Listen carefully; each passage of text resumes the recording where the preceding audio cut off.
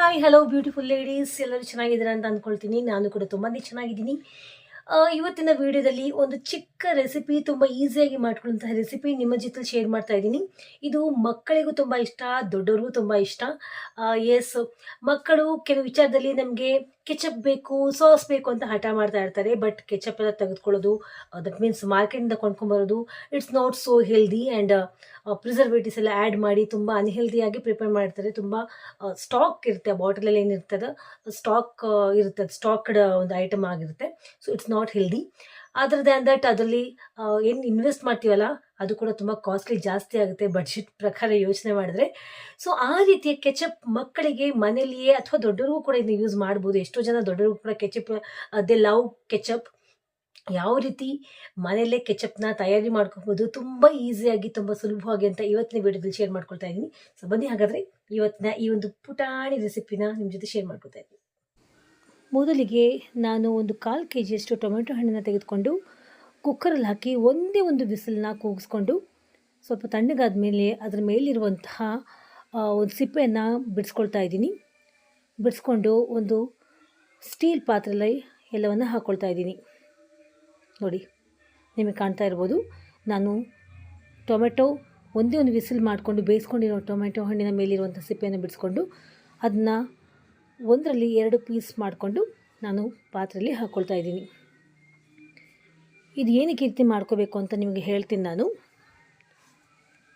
Friends, ಇವತ್ತು ನಿಮ್ಮ ಜೊತೆ ನಾನು ಶೇರ್ ಮಾಡ್ಕೊಳ್ತಾ ಇರೋಂತಹ ಈ ಕೆಚಪ್ ಸಖತ್ತಾಗಿರುವಂತಹ ಟೇಸ್ಟ್ ಕೊಡುತ್ತೆ. ಮಕ್ಕಳಿಗೆ, ದೊಡ್ಡವರಿಗೆ, ಈಗಾಗಲೇ ನಿಮ್ಗೆ ಹೇಳಿದ್ದೀನಿ, ಎಲ್ಲರಿಗೂ ತುಂಬ ಇಷ್ಟ ಆಗುವಂಥ ರೆಸಿಪಿ ಇದು. ಅಟ್ ಎ ಟೈಮ್ ನೀವು ದೋಸೆಗೆ, ಇಡ್ಲಿಗೆ, ಚಪಾತಿಗೆ, ಪೂರಿಗೆ, ಬ್ರೆಡ್ಗೆ ಎಲ್ಲದಕ್ಕೂ ಇದ್ರ ಜೊತೆಲಿ ನೀವು ಟೇಸ್ಟ್ ಮಾಡ್ಕೊಂಡು ತಿನ್ಬಿಡ್ಬೋದು.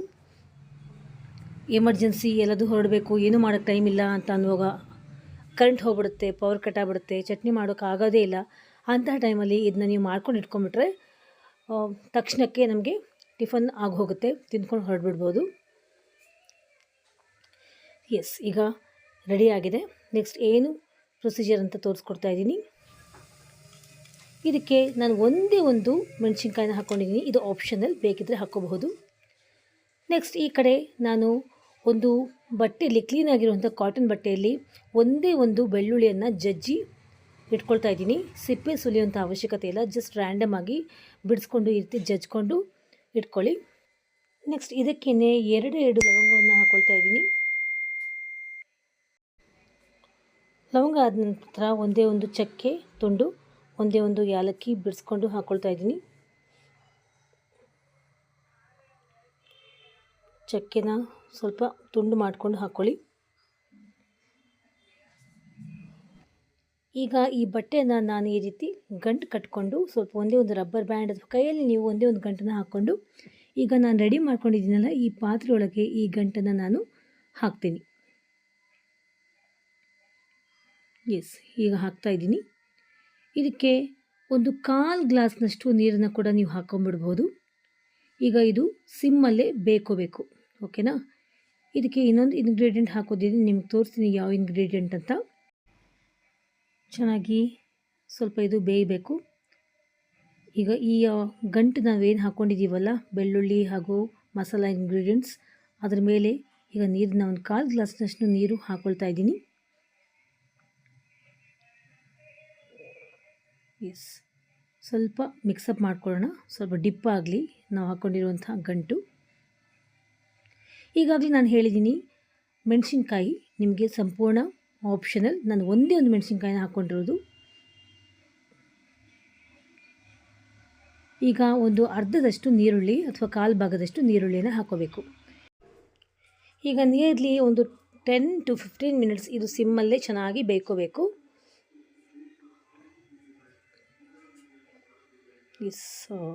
ನಾನು ಮಿಕ್ಸಪ್ ಮಾಡ್ಕೊಳ್ತಾ ಇದ್ದೀನಿ, ಸೊ ದಟ್ ಹಾಕ್ಕೊಂಡಿರುವಂತಹ ನಾವು ಬೆಳ್ಳುಳ್ಳಿ ಮಸಾಲೆ ಗಂಟು, ಮೆಣಸಿನ್ಕಾಯಿ, ನೀರುಳ್ಳಿ ಚೆನ್ನಾಗಿ ಎಲ್ಲ ಮಿಕ್ಸಪ್ ಆಗಬೇಕು. ಈಗ ಬ್ಲೆಂಡ್ ಆಗುತ್ತೆ ಇದು ಚೆನ್ನಾಗಿ, ಫುಲ್ ಟೊಮೊಟೊ ಎಲ್ಲ ಮ್ಯಾಶ್ ಆಗೋಷ್ಟು ಇದು ಚೆನ್ನಾಗಿ ಬೇಯ್ಕೊಂಬಿಡಬೇಕು. ಸೊ ದಟ್ ತುಂಬ ಟೇಸ್ಟ್ ಕೂಡ ಚೆನ್ನಾಗಿ ಬರುತ್ತೆ. ಎಷ್ಟು ಕಾಸ್ಟ್ಲಿ ಇರುತ್ತೆ ಕೆಚಪ್ಸ್ ಎಲ್ಲ, ಬಟ್ ಅದು ಪ್ರಿಸರ್ವೇಟಿವ್ಸ್ ಎಲ್ಲ ಹಾಕಿರೋದ್ರಿಂದ ಅದು ಅಷ್ಟೊಂದು ಹೆಲ್ದಿ ಅಲ್ಲ. ಅದು ಯಾವಾಗ ತಯಾರಿ ಮಾಡಿ ಪ್ಯಾಕಪ್ ಮಾಡಿರ್ತಾರೋ ಏನೋ, ಮಕ್ಕಳಿಗೂ ದೊಡ್ಡವ್ರಿಗೂ ಯಾರಿಗೂ ಅದು ಹೆಲ್ದಿ ಅಲ್ಲ. ಸೊ ಈ ರೀತಿ ಮನೆಯಲ್ಲೇ ಮಾಡ್ಕೊಂಡು ಇಟ್ಕೊಂಡ್ಬಿಟ್ರೆ ನಮ್ಮ ಕಣ್ಮುಂದೆನೇ ಮಾಡಿರ್ತೀವಿ, ತುಂಬ ಹೆಲ್ದಿ ಅನಿಸುತ್ತೆ. ಇದು ಈಗ ಆಫ್ ಮಾಡ್ಕೊಂಡಿದ್ದೀನಿ. ತಣ್ಣಗಾದ ನಂತರ ನಾವು ಹಾಕ್ಕೊಂಡಿರುವಂಥ ಗಂಟನ್ನು ಈ ರೀತಿ ಹಿಂಡ್ಕೊಂಡು ನಾನು ತಗೊಳ್ತಾ ಇದ್ದೀನಿ. ಇದರಲ್ಲಿ ಹಾಕ್ಕೊಂಡಿರುವಂತಹ ನೀರುಳ್ಳಿ ಕೂಡ ನಮಗೆ ಬೇಡ. ನೀರುಳ್ಳಿ ತನ್ನ ಅಂಶವನ್ನು ಇದರಲ್ಲಿ ಬಿಟ್ಕೊಂಡಿರುತ್ತೆ. ಸೊ ನೀರುಳ್ಳಿಯನ್ನು ನಾನು ರಿಮೂವ್ ಮಾಡ್ಕೋತೀನಿ.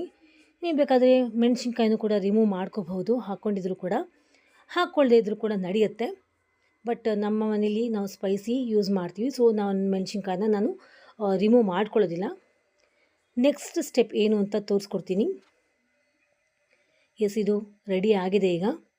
ಈಗ ನೆಕ್ಸ್ಟ್ ಸ್ಟೆಪ್, ಈಗ ನಾನು ಇದನ್ನ ಸ್ವಲ್ಪ ಸಾಲ್ಟ್ನ ಆ್ಯಡ್ ಮಾಡ್ಕೊಳ್ತಾ ಇದ್ದೀನಿ.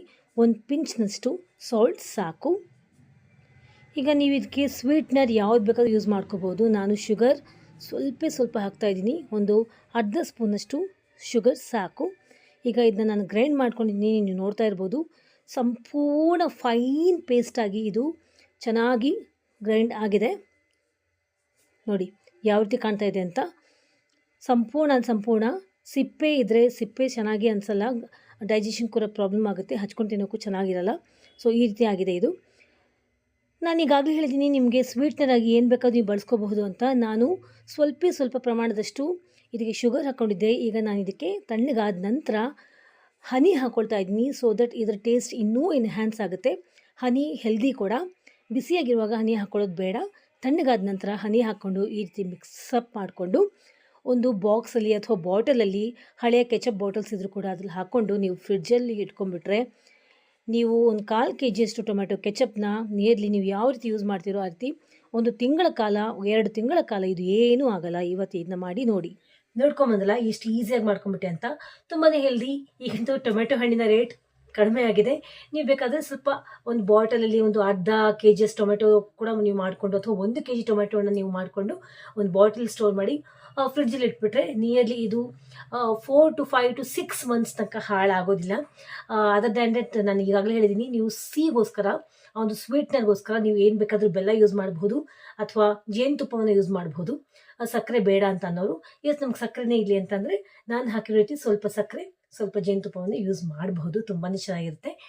ಜೇನುತುಪ್ಪ ಯೂಸ್ ಮಾಡಬೇಕಾದ್ರೆ ಸ್ವಲ್ಪ ತಣ್ಣಗಾದ್ಮೇಲೆ ಮಿಕ್ಸ್ ಮಾಡಿ ನೀವು ಇದನ್ನ ಪ್ರಿಸರ್ವ್ ಮಾಡ್ಬೋದು ಅಂತ ಹೇಳ್ತಾ ಇದ್ದೀನಿ. ಯಾಕಂದರೆ ಬಿಸಿ ಇರುವಂಥ ಐಟಮಲ್ಲಿ ಜೇನುತುಪ್ಪವನ್ನು ಹಾಕಿ ಮಿಕ್ಸ್ ಮಾಡಬಾರ್ದು ಅಂತ ಆಯುರ್ವೇದಿಕಲ್ಲಿ ಹೇಳ್ತಾರೆ. ಸೊ ಈ ರೀತಿ ಇದೆ ಇವತ್ತಿನ ಈ ವಿಡಿಯೋ. ನಿಮಗೆ ಹೋಪ್ ಈ ವಿಡಿಯೋ ಇಷ್ಟ ಆಯ್ತು ಅಂತ ಅಂದ್ಕೊಳ್ತೀನಿ. ಇಷ್ಟ ಆಗಿದ್ರೆ ಲೈಕ್ ಬಟನ್ ಪ್ರೆಸ್ ಮಾಡಿ. ನನ್ನ ಚಾನಲ್ ಲೇಖಪ್ರಿಯಾಸ್ ಮಲ್ಟಿಪರ್ಪಸ್ ಚಾನಲ್ ಸಬ್ಸ್ಕ್ರೈಬ್ ಮಾಡಿ, ಲೈಕ್ ಮಾಡಿ, ಶೇರ್ ಮಾಡಿ. ಮತ್ತೆ ಭೇಟಿ ಆಗ್ತೀನಿ ಒಂದು ಹೊಸ ರೆಸಿಪಿಯೊಂದಿಗೆ ಅಥವಾ ಒಂದು ಹೊಸ ರೆಮಿಡಿಯೊಂದಿಗೆ. ಮತ್ತೆ ಬಂದು ಕಾಣ್ತೀನಿ ಅಂತ ಹೇಳ್ತಾ, until then you all take care, love you all, bye.